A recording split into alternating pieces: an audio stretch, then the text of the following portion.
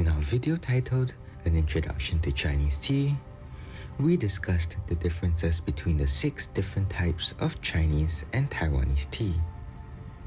However, we will be zooming in on one type of tea today. Green tea is one of the oldest and also one of the most popular teas consumed in China and around the world, with some of them going for extreme prices due to their fame and esteemed status in history. There's much to explore in this vast and interesting world of green tea, so let's dive right in.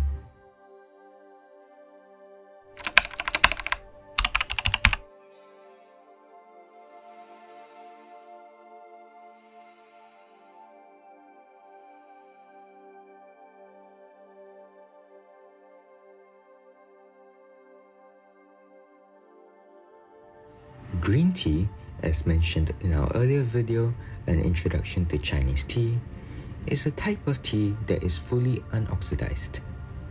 During processing, the tea is heated up relatively early on, causing the process in the cells of the tea leaves that are responsible for oxidation to halt, which results in the finished product appearing green in color.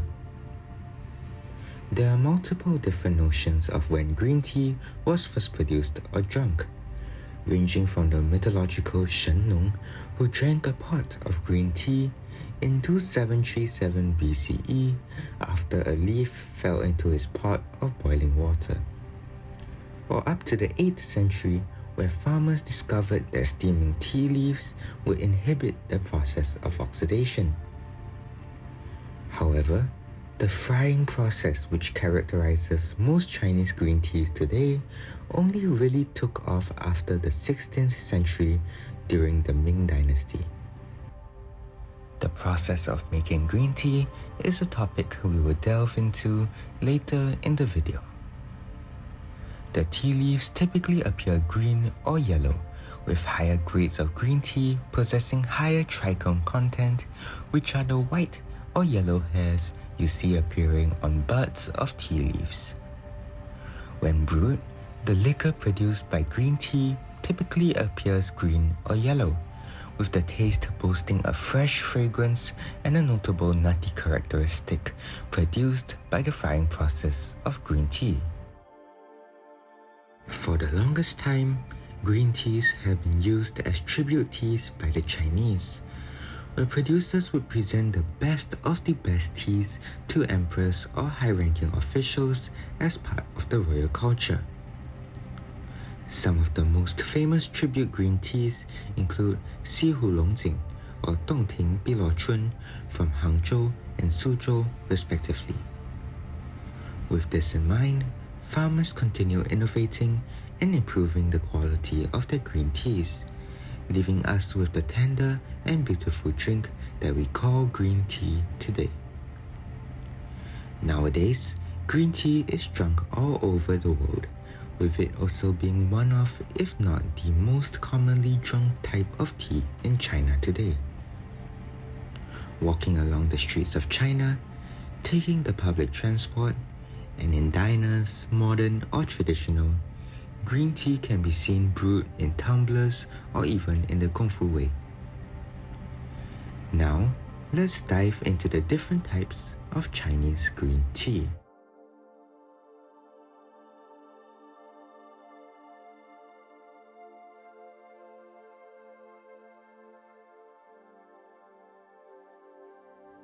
As mentioned previously in the video, there are 2 main types of Chinese green tea: teas that are fried and teas that are steamed, with the fried version being more popular nowadays.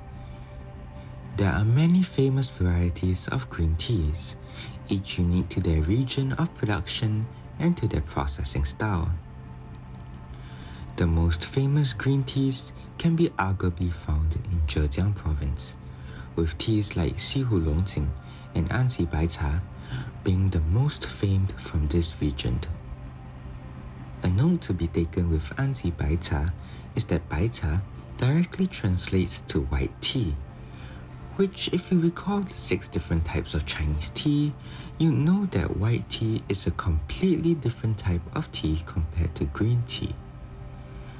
However, anti-bai cha isn't a white tea, and this is simply a matter of nomenclature, with bai cha referring to the color of the unprocessed tea leaves, being almost completely white as a result of the specific cultivar used to produce anti-bai cha. Moving north of Zhejiang, we have Jiangsu, home of the famous Dongting Biluochun, which is produced in the Wuzhong district of Suzhou City. Other notable green teas from this province include Yangxian Xueya, produced in Yixing, and Taihu Cuizhu, produced in Wuxi. Moving further up north, we have Shandong province, which is most well known for its Laoshan green tea and Ruijiao green tea.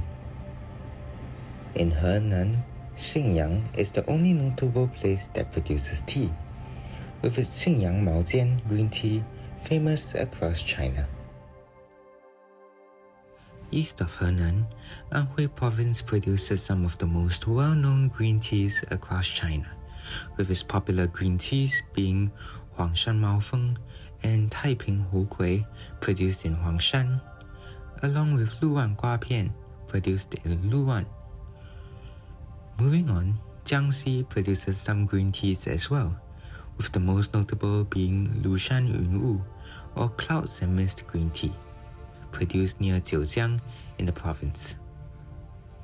To the west, Guizhou is home to some of the more relatively lesser known green teas such as Duyun Maojian or Meitan Cuiya. Yunnan, although mostly known for its pu'er or black teas, produces some green teas as well across the province in regions like Simao, Dehong, and Baoshan. Up north, and we finally reach Sichuan, where a variety of green teas are produced. The most famous ones are Zhuyeqing and Mengding Ganlu. Moving across the strait to Taiwan, green tea is quite rare, but is mostly found in the Sanxia region of New Taipei City, with the Biluochun style and Longjing style greens most popular. These are all examples of fried green tea, but steamed green tea is much harder to find in China. More common in Japan with teas such as sencha or gyokuro, China's most prominent steamed green tea producing area is Enshi in Hubei province, where Enshi Yilu is produced. Other than that, there isn't much steamed green tea produced in China. Some other provinces in China that weren't mentioned also do produce green tea as well, but we'll skip them for the sake of brevity as their output generally is quite low. Other than categorizing Chinese green teas by province, we can categorize them by the size of their tea leaves. Chinese green teas made using small leaf varietals are typically found further up north, with good examples being Longjing and Biluochun. There are green teas made using medium leaf varietals as well, such as Luwan Guapian or anti-bai cha. Lastly, large leaf varietal green teas are found further south in provinces such as Sichuan or Yunnan, with the category containing teas like Zhuyeqing or Yunnan greens. However, some exceptions can be found in the Huangshan region of Anhui, where teas like Huangshan Maofeng and Taiping Hugui are made using larger leaf varietals, despite being produced further up north. Unfortunately, many sources differ on whether certain teas are considered small leaf, medium leaf, large leaf, or even considered in between the three categories. So take what was said with a small grain of salt. One of the more famous green teas out there, found commonly in Chinese restaurants and diners, is jasmine pearl green tea, which is typically made from lower quality green teas infused with the aroma of jasmine flowers. The result is a potent and pungent brew full of floral notes that make it suitable for everyday drinking. This tea is produced in a pearl shape, but do you know that green tea also comes in many other shapes as well? The most notable shapes are flat-shaped green teas, curly-shaped green teas, needle-shaped green teas, and spiral-shaped green teas. Here are some of the following examples of each shape of tea leaf. These differences in shape are a result of the processing done by the farmers themselves when making the finished tea, which is right on cue as we move on to the process of making green tea.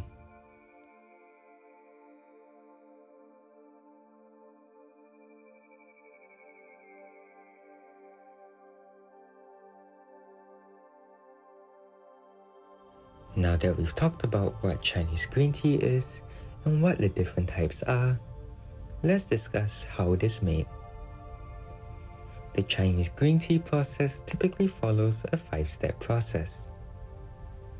The first step in every tea production is the plucking of fresh leaves and buds from the tea plant.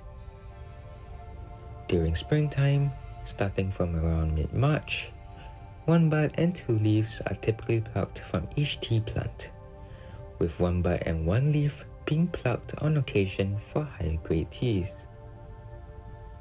The leaves are then collected and piled over bamboo trays to be withered for several hours. This is important as the fresh leaves are rather dense and could break during further processing if the withering process is not completed properly. After withering, the tea leaves undergo a kilgreen or shaating process, where batches of tea leaves are stirred and fried in a large wok over temperatures exceeding 200 degrees Celsius or 392 degrees Fahrenheit. This process lasts for around 5 to 7 minutes, removing around 20 to 30% of the moisture within the semi-processed tea leaves. Next, the tea leaves need to be shaped. The semi-processed tea leaves are rolled and kneaded to varying levels of intensity using varying methodologies to achieve the final desired shape. For example, green teas that possess a flat leaf shape, such as longjing, are squashed or rubbed against the wok by pressing down on the tea leaves. Green teas that possess a more curly shape, such as biluochun, are kneaded vigorously into several small balls and shaped several times, resulting in beautiful, curly strips of tea leaves.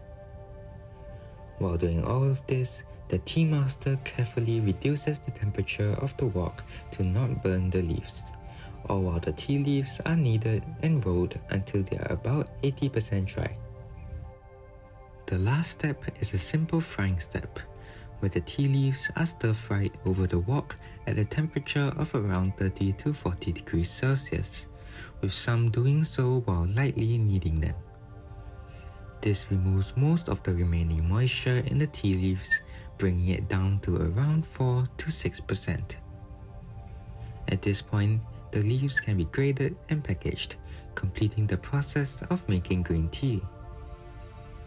This whole process lasts for around 6 hours, involving a high amount of work and effort to produce the tea that goes into our gaiwans and stomachs.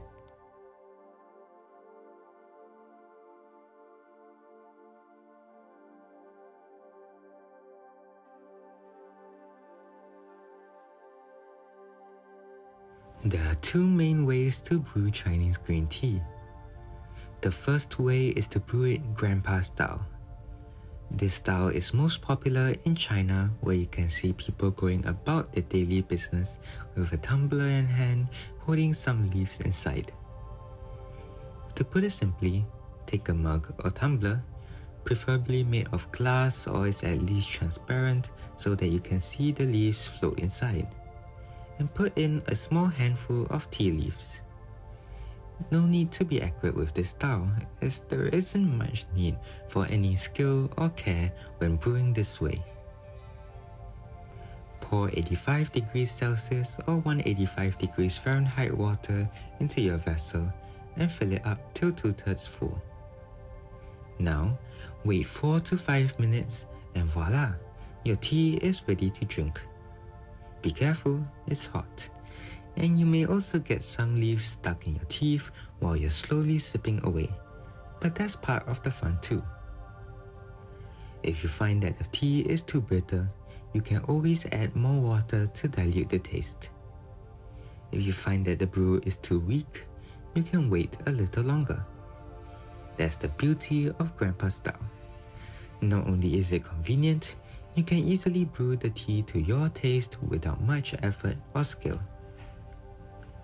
Once the water level reaches 1/3 of your vessel, simply top up with more water and wait for a few minutes before drinking. You can do this around 3 to 4 times before the tea turns bland.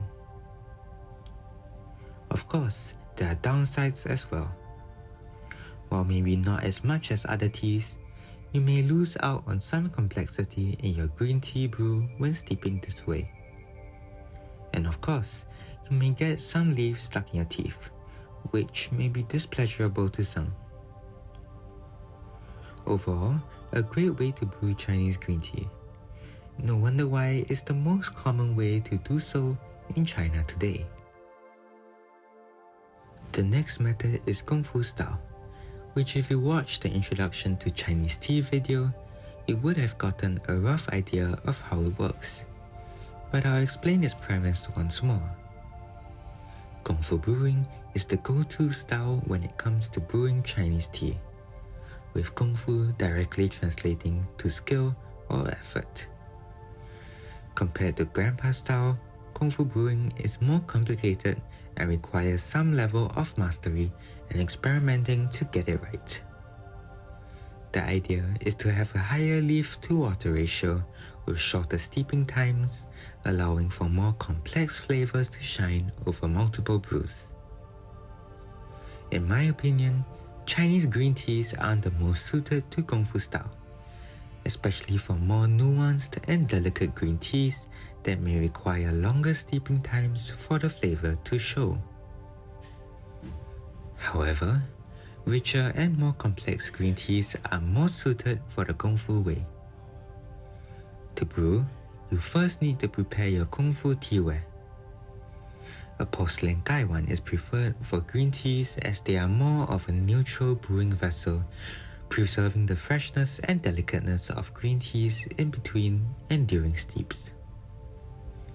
Use around 4 grams of leaf to 100 ml of 85 degrees Celsius or 185 degrees Fahrenheit water and brew for around 30 to 45 seconds for the first steep. If you like your tea stronger, brew for longer, and if you like your tea lighter, brew for a shorter amount of time. It may be a good idea to rinse your tea before the first steep to wake up the tea, allowing for a stronger and more complex first steep. You can do so by simply pouring 85 degrees Celsius water into your gaiwan and wait for 30 seconds before pouring the brew out. You can use the rinse to heat your teaware as well, and don't forget to get a good sniff of that wonderful wet leaf aroma. For subsequent steeps, add 15 to 30 seconds to each steep's brewing time, again depending on your taste. If you're like me and you like your tea stronger, adding 1 minute to each subsequent steep is a good idea. For typical green teas, a Kung Fu session can last for around 4 to 5 steeps. Some greens may last longer before becoming simply tea-flavored water. In this video, we went through what Chinese green tea is, the different types of Chinese green tea, how it is produced, and how to brew it. Hopefully, you gained a deeper knowledge of this wonderful variety of Chinese tea, boasting a delicate and fresh profile, yet full of richness and complexity in the cup. You can now grab some fresh green tea from your stash and brew them with confidence, be it using Grandpa style or through the Kung Fu way. If you'd like to get some green teas for yourself, We at Sipscollection stock some excellent green teas for your brewing pleasure, which you can access on our store through the link in the description or through this QR code. Thanks for watching, and I hope to see you in another video.